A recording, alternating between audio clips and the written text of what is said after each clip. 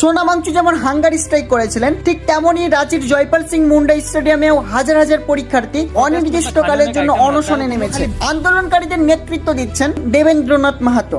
আসলে আবারও প্রশ্নপত্র লিক হয়েছে, তবে এবার দিল্লিতে নয়, ঝাড়খণ্ডে।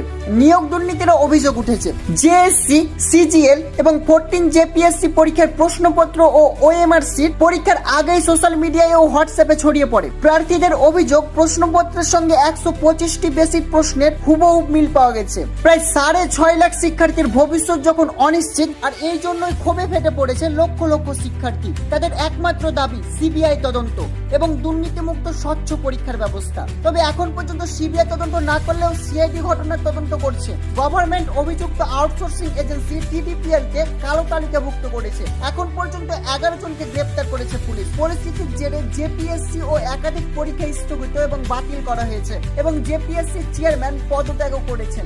যদি কোনো পরীক্ষায় নিরাপদ না থাকে, তবে কিভাবে লক্ষ লক্ষ ছাত্রছাত্রীদের ভবিষ্যৎ নিরাপদ থাকবে?